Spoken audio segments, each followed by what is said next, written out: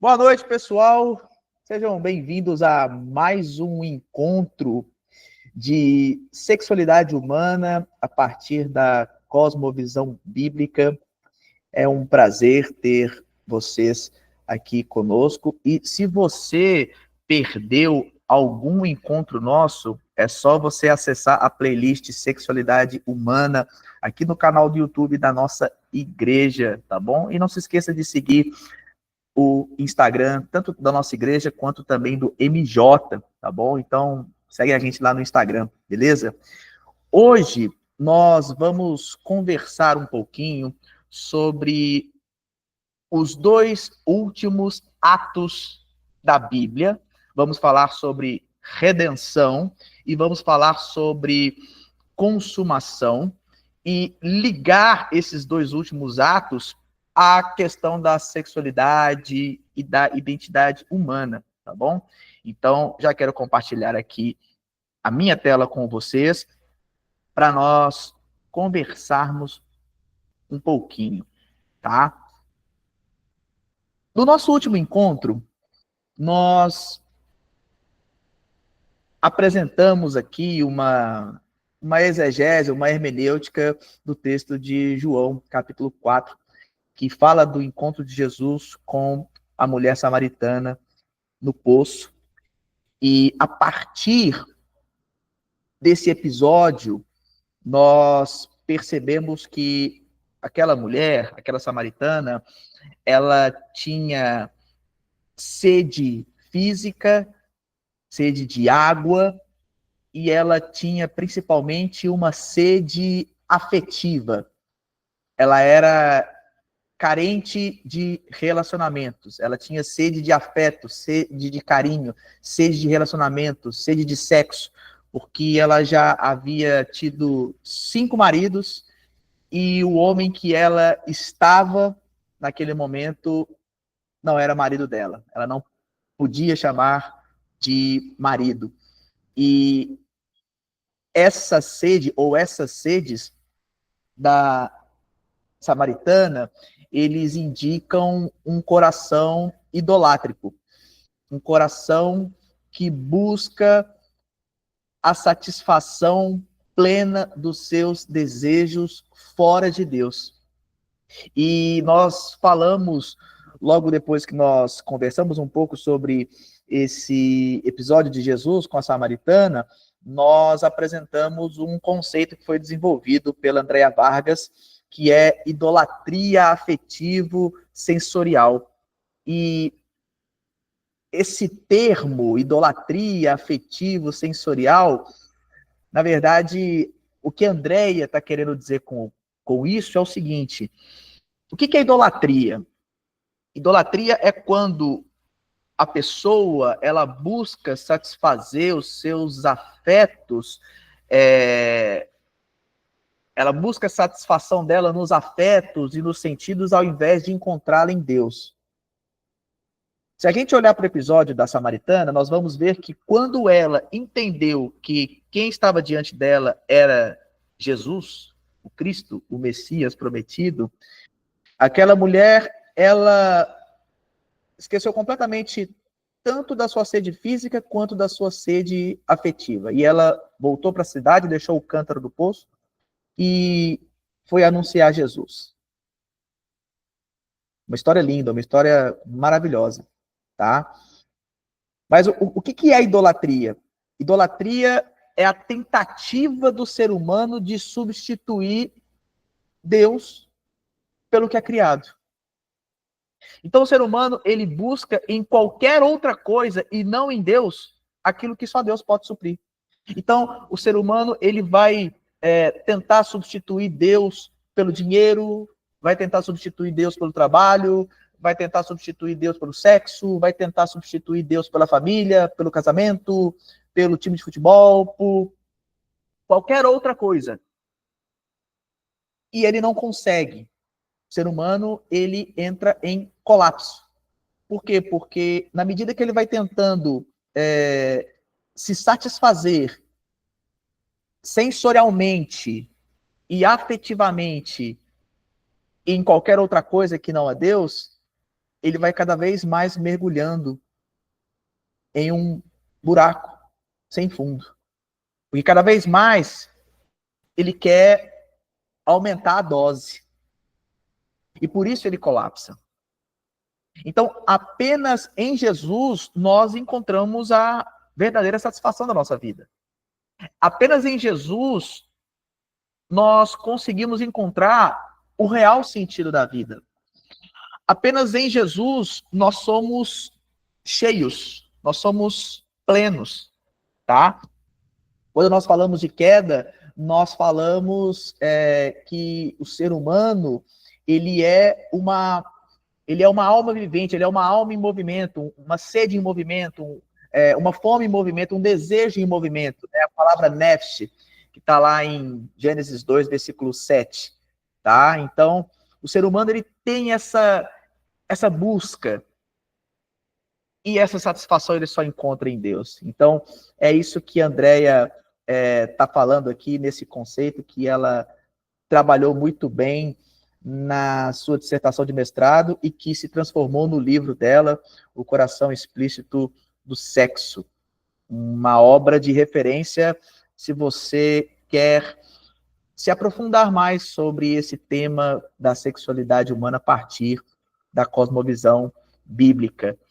E hoje nós vamos falar sobre redenção e consumação. Nós vamos falar então sobre os dois últimos atos da grande história que nós encontramos nas Escrituras, tá bom? Redenção. Nós colocamos aí um texto de 1 Pedro, capítulo 1, versículo 3, que vai dizer o seguinte: Bendito seja o Deus e Pai do nosso Senhor Jesus Cristo.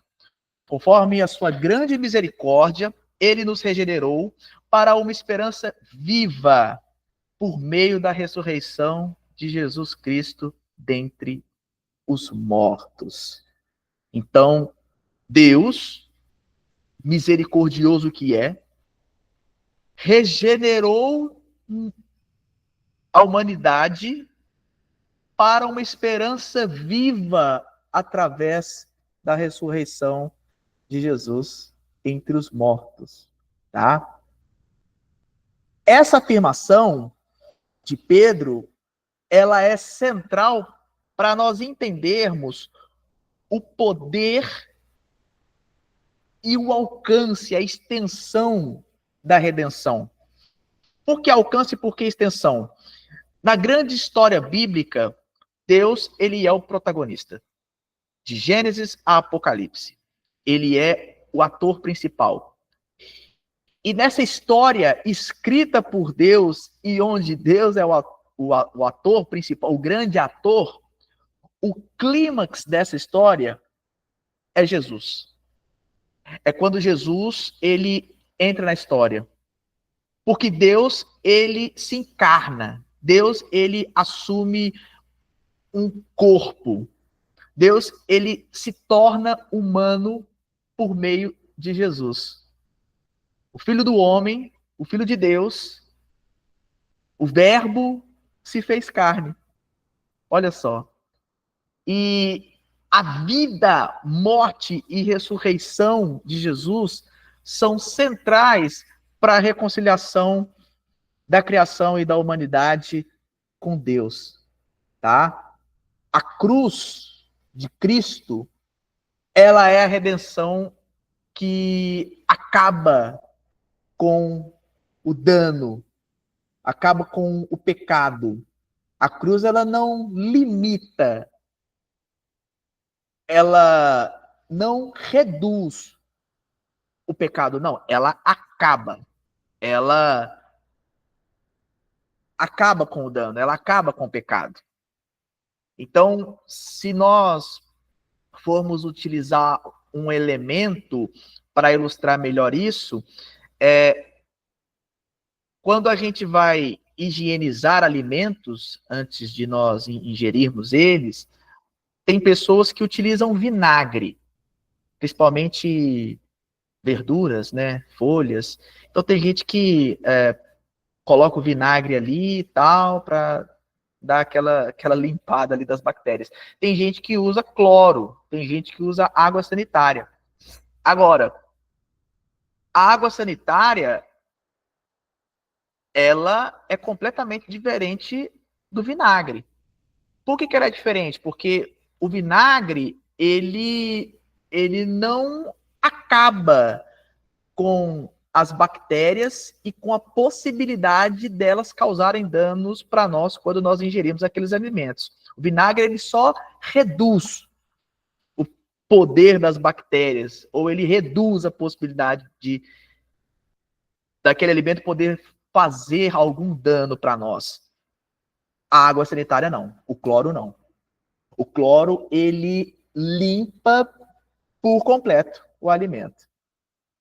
O cloro, ele acaba com qualquer possibilidade de alguma bactéria que possa estar ali naquele alimento e possa fazer algum dano para nós. Então, o vinagre, ele se limita em reduzir danos.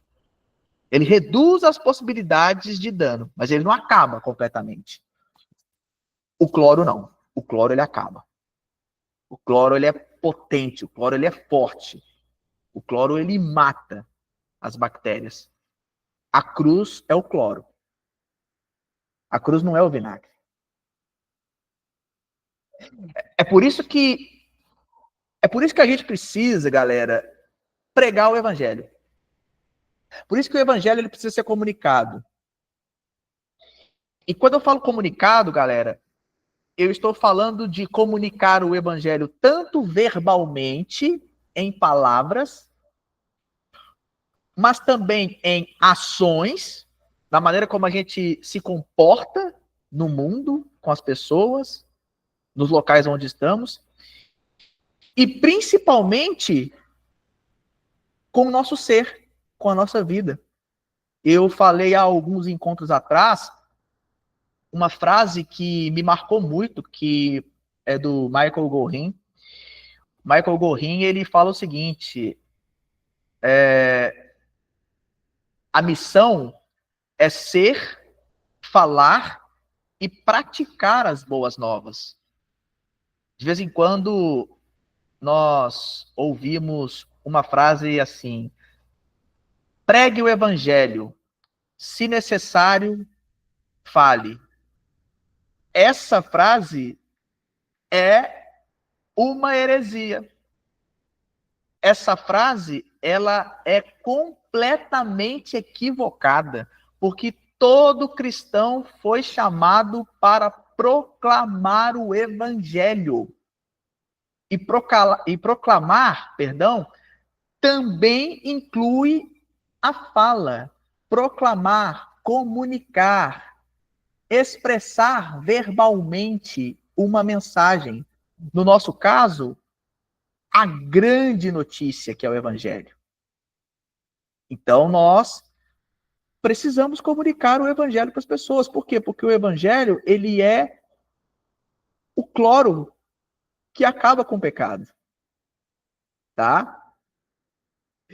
Então, a gente está falando aqui de boas novas, de evangelho, as boas novas, a grande notícia que sinaliza o evangelho. Que evangelho que é esse? O reino chegou. Tá? E essa pregação do evangelho, ela é essencial porque somente Cristo, galera, é capaz de propor um novo nascimento. Somente Cristo é capaz de regenerar o coração humano. Somente Cristo é capaz de nos redimir. É só Cristo. Reduzir dano pode ser realizado por qualquer pessoa. Eu vou falar uma coisa aqui e isso vai assustar num primeiro momento, mas na sequência eu vou explicar melhor. É possível, prestem atenção, hein? É possível vencer um pecado sem Jesus. É possível. É possível. Tá? Vou dar um exemplo. Não é incomum ouvirmos alguém dizer o seguinte: antigamente eu bebia, gostava de beber, todo dia eu bebia. Mas aí um dia eu olhei para aquela garrafa de bebida alcoólica e eu falei para mim mesmo: nunca mais eu vou beber. E desde aquele dia eu parei de beber. E realmente, gente, desde aquele dia a pessoa parou de beber. Jesus estava envolvido nesse processo dela parar de beber? Não. Como que ela conseguiu então superar esse vício? Força de vontade dela. Ela parou de praticar aquele pecado. Parou. Mas o coração dela não foi regenerado. Ela só parou de praticar um determinado comportamento. Essa interrupção não transformou a pessoa interiormente. Ela só parou de beber. Ou ela só parou de fumar. Ou ela só parou de usar droga, ou ela só parou de consumir pornografia, ou ela só parou de ter um caso extraconjugal. Ela só parou. Por quê? Porque ela prometeu para ela mesma que nunca mais ia fazer isso e nunca mais fez. Mas e o coração dessa pessoa? Como é que tá? O ser humano, ele tem a capacidade de reduzir danos, mas ele não tem a capacidade de acabar por completo com o dano. Porque quem acaba é só Jesus. É só Jesus. É por isso que quando a gente está trocando uma ideia com alguém que nos procura pedindo conselhos, nós precisamos entender qual que é a história daquela pessoa com Cristo. Não é qual que é a história da pessoa com a igreja. Não é qual é a história da pessoa com a religião. Não. É qual é a história da pessoa com Cristo. Como que é o relacionamento dessa pessoa com Jesus? É isso que nós precisamos identificar quando nós estamos diante de um aconselhamento bíblico. Tá? Como é o relacionamento dessa pessoa com Jesus? E na nossa caminhada cristã, nós temos duas fases centrais. A primeira fase é a salvação. Então, no primeiro momento, nós fomos evangelizados por alguém, ou, sei lá, estávamos em um culto, e a pregação tocou o nosso coração, ou alguma outra forma, e nós fomos tocados pelo Espírito Santo, e esse toque nos levou a confessarmos e nos arrependermos dos nossos pecados e reconhecermos Jesus como o único Senhor e Salvador da nossa vida. E fomos salvos. Estamos salvos, graças a Deus. Graças a Deus. Todos nós experimentamos isso. Nós somos salvos em Cristo Jesus. Glória a Deus por isso. Essa é a maior alegria que nós podemos ter na nossa vida. Beleza. Eu fui evangelizado, eu aceitei a Jesus, eu estou salvo. Agora, como se dá esse processo de destruir essa idolatria afetiva sensorial? Como que se dá, ou em que momento se dá, melhor dizendo, esse desmonte da idolatria que está ali no coração daquela pessoa que acabou de aceitar Jesus e que acabou de ser salva? Discipulado. Por que no discipulado? Porque através do discipulado nós vamos caminhando em santificação. Nós vamos vivendo uma vida de santificação. E essa é a segunda fase da vida cristã. E essa segunda fase é uma fase que vai durar toda a vida. Até o dia que nós morrermos. Ou até o dia que Jesus voltar.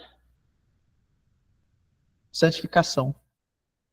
Nós só conseguimos destruir os ídolos falsos do coração humano se nós vivemos uma vida de santificação, dia após dia. E isso só acontece com discipulado. Por quê? Porque o objetivo da santificação, pessoal, é nós crescermos à estatura de Cristo. O objetivo da santificação é nós sermos como Cristo, falarmos como Jesus, vivermos como Jesus, sermos como Jesus. A palavra cristão ou cristãos significa pequenos cristos. É o que nós somos. Então, só conseguimos destruir a idolatria através da santificação. Uma pessoa que era altamente envolvida com algum pecado na área da sexualidade, ela só vai conseguir vencer aquilo se ela viver uma vida de santidade em Jesus. Por quê? Porque ela entende o poder da cruz, ela entende o papel redentivo de Cristo. E agora, crescendo na estatura de Cristo, ela entende que todas as suas necessidades são satisfeitas nele, em Cristo. Cristo nos supre em tudo. Eu gosto muito do Sermão do Monte de Jesus, Mateus, do capítulo 5 ao capítulo 7, porque no capítulo 6, Jesus vai dizer o seguinte: olha, eu sei as necessidades de vocês. Eu sei o que vocês precisam na vida. Eu sei os anseios do coração humano. Mas, busquem primeiro o reino de Deus e a sua justiça. Busquem a mim primeiro. E todas as outras coisas que vocês precisam, todos os outros anseios do coração humano, será acrescentado a vocês. Eu vou suprir vocês. Percebem? Então, Jesus, ele não é insensível às necessidades humanas, ao anseio do coração. Não. Jesus, ele não é insensível. Muito pelo contrário. Ele fala que tudo mais vai ser acrescentado para nós. Só que o centro do nosso coração precisa estar Cristo. E não qualquer outra coisa. Só assim nós deixamos o velho eu. Só assim nós somos crucificados com Cristo. Só assim nós vamos viver uma vida que entende que A identidade está referenciada em Deus, e não em nós, e não nos outros. Percebem? Então, o evangelismo, ele resulta em salvação, o discipulado, ele resulta em santificação, e o total disso é a estatura de Cristo na vida de uma pessoa. E aí, essa idolatria, ela é desmantelada. Agora, a pessoa, ela foi salva, ela está vivendo uma vida de santificação, uma vida de santidade, ela não mais pratica as coisas que ela praticava antes, mas ela ainda sente vontade de pecar. Ela ainda é tentada. Ela é carne. Como diz um jargão aí, né? Os hormônios. Os hormônios estão aqui. Como é que eu faço? Quando é que isso vai acabar? Eu estou com Jesus, eu amo Jesus, mas eu tenho, eu tenho, o meu corpo às vezes pede, fica desejando essas coisas, e eu sei que é pecado, eu sei que isso não agrada a Jesus, mas o meu corpo, eu tenho que espurrar o meu corpo. Por que que eu ainda sinto isso no meu corpo? Por que que eu ainda sinto esses desejos? Quando que isso vai acabar? Quando que essa luta interna entre o anjinho e o diabinho vai parar dentro de mim? Até quando eu vou viver essa batalha no meu coração, na minha mente? Quando que isso vai acabar? Quando que isso vai acabar?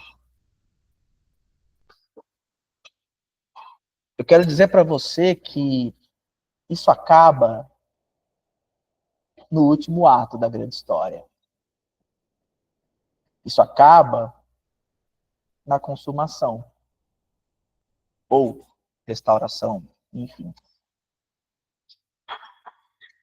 Isaías 66, versos 22 e 23,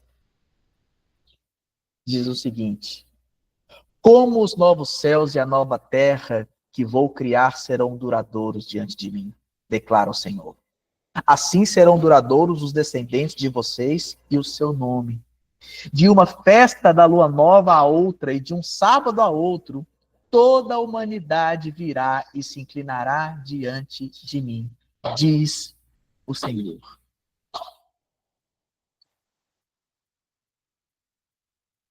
Quando que essa luta vai acabar, Lincoln? Essa batalha interna da Nova Jerusalém. Toda dor é só por enquanto, como diz a música do Marcos Almeida, e é uma das minhas músicas preferidas. Ouça depois. Toda dor é só por enquanto, Marcos Almeida.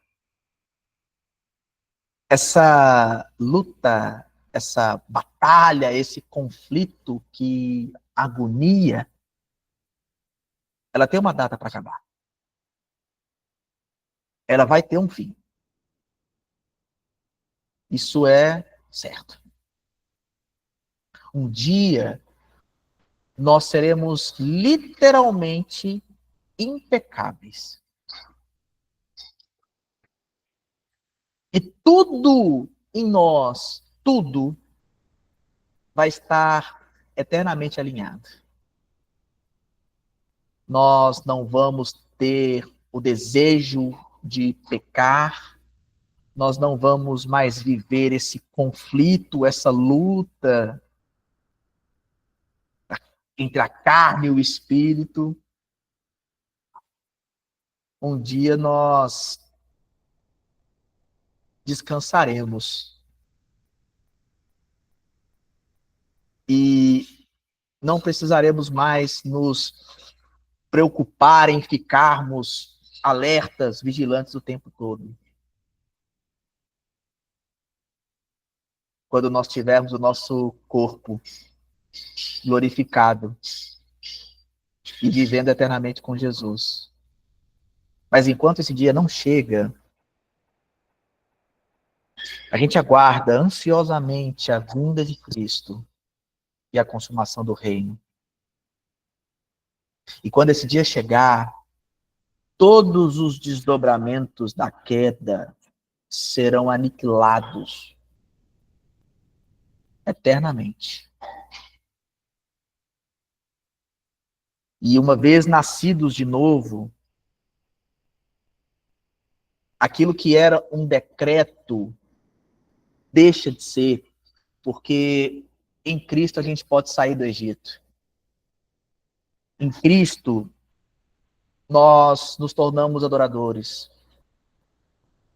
Em Cristo nós chegaremos à terra prometida.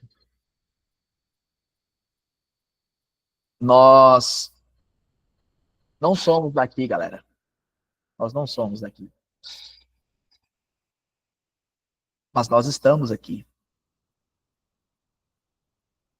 A nossa situação hoje é como o exílio babilônico. É como a dos hebreus nos 400 anos do Egito. Mas enquanto nós estivermos vivendo aqui, nós não iremos viver a nossa vida no padrão deste século, no padrão desse mundo, no padrão das narrativas idolátricas que a cultura comprou. Não. Essa dor, essa luta, essa batalha do corpo, da carne, ela vai acabar. E isso conforta o nosso coração. Isso é um alívio, isso é uma esperança para quem está vivendo em santidade, mas que, mesmo vivendo em santidade, precisa estar o tempo todo vigilante, porque é um deslize e volta tudo. Igual alguém que é dependente químico. Igual alguém que é dependente de álcool ou de cigarro. É mais um dia. Só que a diferença é que Cristo agiu no nosso coração. E agora, nós não apenas deixamos de praticar um comportamento, uma conduta. Nós morremos para o pecado, morremos para nós, para vivermos para Deus. É Cristo quem vive em nós. Não foi apenas parar com o pecado. Foi ser transformado. Transformado por Jesus. O único capaz de redimir o coração humano. E tornar eu e você filhos de Deus. E podermos chamar uns aos outros de irmãos. Esse é o amor do Deus misericordioso para com a humanidade, com a criação. Esse é o drama das Escrituras, esse é o enredo da salvação. É essa história de criação, queda, redenção e consumação que a Bíblia narra de Gênesis a Apocalipse. É essa história. E quando a gente entende essa história, é libertador, meus amigos. É libertador para nós e é libertador para aqueles que nós iremos pregar o Evangelho. É isso, meus amigos. Perguntas, dúvidas, comentários, estou à disposição de vocês. E, se Deus quiser, na semana que vem será o nosso último encontro, onde nós vamos falar especificamente sobre aconselhamento bíblico e trazermos um estudo de caso, inclusive, para nós pensarmos e analisarmos juntos. É isso aí. Excelente, muito bom. Acho que cada encontro, cada aula é um... Eu não sei se para vocês é dessa maneira, né? Como se a cabeça da gente explodisse, né? Quando a gente entende realmente o plano de salvação e talvez muitos de vocês possam pensar, mas eu já ouvi isso antes, ou então eu já vi, mas todas as vezes que a gente ouve de novo, é a chance que a gente tem de inculcar isso na nossa cabeça, igual o Lincoln comentou, a gente tem a memória muito curta, né? É um dia após o outro, é muito fácil a gente voltar às velhas práticas. E se a gente não é ministrado, inclusive, estamos caminhando para encerrar, mas para que vocês entendam que essa aqui é uma oportunidade também de vocês serem ministrados. Olha para você ver que interessante. Às vezes a gente dá, né, muito, a gente só consegue, libera a palavra e prega domingo e aconselha no sábado, e aí a gente não consegue alimentar da palavra do Senhor. E aqui é a oportunidade que a gente tem, não apenas de aprender, de sermos treinados para lidar com os nossos jovens em questões da vida, né, da sexualidade, da vida, enfim, do evangelho também, porque a maioria dos jovens não consegue falar sobre o evangelho, né? Mas também a oportunidade de vocês, como líderes de jovens, serem ministrados, né? De ouvirem as palavras do Senhor. A aula passada sobre a mulher do poço foi uma ministração sensacional, a de hoje também sensacional. Alguém tem alguma dúvida, gente, sobre sobre o que o Lincoln falou hoje? Alguém tem alguma pergunta que tenha a ver com a aula ou que também não tenha a ver, porque aqui é um espaço para isso? Se você fala assim, olha, eu gostaria de... Claro que no próximo aula nós vamos falar melhor sobre o aconselhamento e o Lincoln vai trazer o estudo de caso, né? Como ele mesmo falou, mas às vezes você tem uma situação, você tem uma situação com um jovem específico. Eu tive um estudo de caso na semana atrasada, de uma pessoa que me chamou no WhatsApp e me falou que ele estava com uma menina de 12 anos, uma filha de uma conhecida, 12 anos, com problema com a sua identidade sexual, com a sua identidade e outra. E a mãe a expulsou de casa. E aí ele veio trazer esse estudo de caso para mim, ele me perguntou, e aí? Né? Eu conheço, eu sou líder deles e eu não sei o que fazer, porque a mãe já expulsou ela de casa. Gente, a criança tem 12 anos.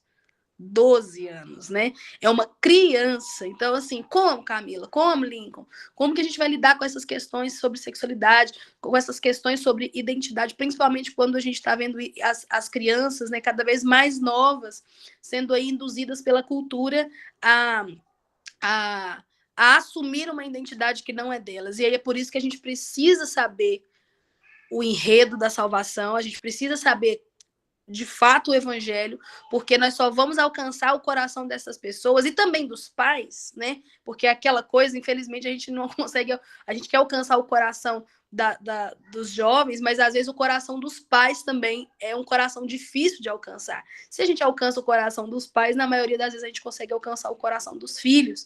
Então a gente precisa saber o plano de salvação de cor e salteado, a gente precisa saber como entrar nessas questões da maneira que o Lincoln falou na aula passada sobre a mulher do poço, sem nós sermos pessoas que vão julgar ou pessoas que vão maltratar, mas sim como Jesus fez com a mulher do poço, que já estava no seu 5º relacionamento, e nem esse era o marido dela.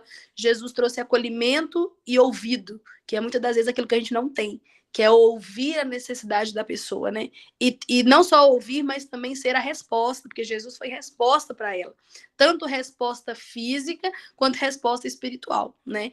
Então, acredito que cada caso é um caso, e nós precisamos de sermos treinados realmente na palavra para lidar com cada caso que vai chegar para nós, tá? Então, se você tem um caso específico, ou um estudo de caso também que você gostaria de ouvir, na próxima aula, o Lincoln vai trazer o dele, mas eu sugiro a vocês também que tragam anotado, tá bom? Ah, Camila, eu não queria falar, mas você pode colocar o caso no chat. Não precisa pôr nome de ninguém, gente, não precisa identificar ninguém, mas a gente vai ler e a gente vai discutir esse caso à luz da palavra. Como que eu deveria abordar? Como que eu deveria visitar esse jovem? Eu devo entrar nessa área ou eu não devo entrar? Isso a gente vai falar na próxima aula, que é uma parte mais prática do nosso, dessa sequência de encontros nossa, tá? Então, tudo que a gente falou até aqui, a gente vai ver um pouquinho na prática na próxima semana. Temos perguntas? Não? Se você... Luciano, pode falar, Luciano. Abre sua câmera e seu microfone, por favor. Boa noite, povo de Deus, a paz do Senhor. Boa noite, Lincoln. Deus abençoe. Parabéns pela aula. Lincoln, tu falaste na última aula sobre a mulher samaritana, né, e a sede insaciável que ela tinha do ponto de vista emocional e físico, e falou hoje também correlacionou um pouco esse tema de sexualidade com dependência química, né, e desse ponto de vista biológico, né, tem um livro que é muito bacana que se chama Nação Dopamina, que mostra como que a nossa sociedade atual tem se modificado pelas redes sociais, né? Como que o feed do Instagram e do TikTok, que a gente muda de atenção de 15 em 15 segundos, tá vendo um louvor e depois já é um vídeo de um cachorro fazendo alguma coisa e depois já é alguém fazendo alguma coisa na moto. E como que isso tem modificado o nosso cérebro, né? E a nossa busca por dopamina da nossa sociedade atual tem ficado cada vez maior. E essa busca por dopamina está diretamente relacionada à sexualidade, né? A questão da saciação dos nossos prazeres, né? E hoje parece que é uma sociedade que está muito parecida com a mulher samaritana nesse sentido, né? Uma sociedade muito insaciável, que tem muita sede física e emocional por causa dessa busca por dopamina que está relacionada ao feed do TikTok, do Instagram, né? A esse conteúdo extremamente curto e essa nossa incapacidade neuronal de manter o foco, né, em alguma coisa. Então, como que a gente pode lidar com essa questão das relações com as redes sociais, com o uso do celular, que não é considerado, por exemplo, você não vê muita gente falando da dependência do celular, né? Pessoas que têm problemas com vício de celular, de ficar muito tempo nas redes sociais. Mas como que a gente pode lidar com isso, essa busca insaciável por prazer, talvez até do ponto de vista, dá até para colocar um pouco, falar sobre alimentar, né? A busca por prazer alimentar, como que isso pode interferir de um ponto de vista lá na frente, de repente, e ter problemas nessa área da sexualidade, como a gente pode lidar com isso, né?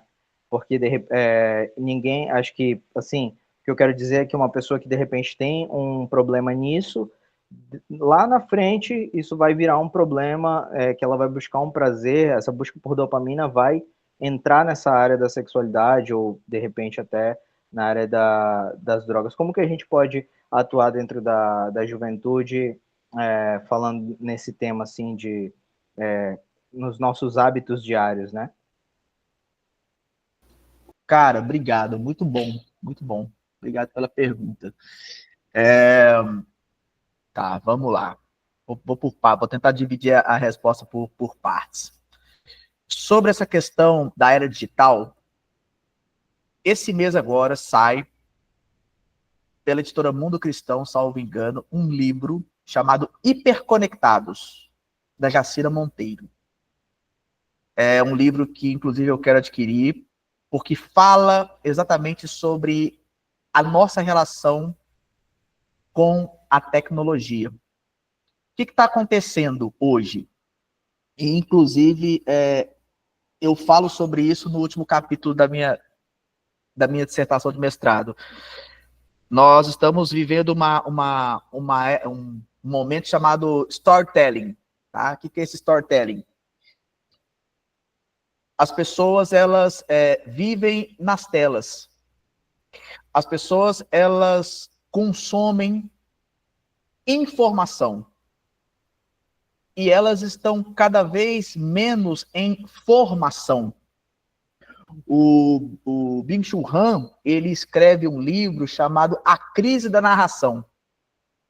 E é nesse livro, A Crise da Narração, que o Byung-Chul Han vai falar sobre essa questão da informação e como isso tem afetado as pessoas, no sentido de que as pessoas elas não se veem mais inseridas em grandes histórias. E ele até fala da Bíblia, porque a Bíblia ela é essa metanarrativa. Então as pessoas elas não se veem mais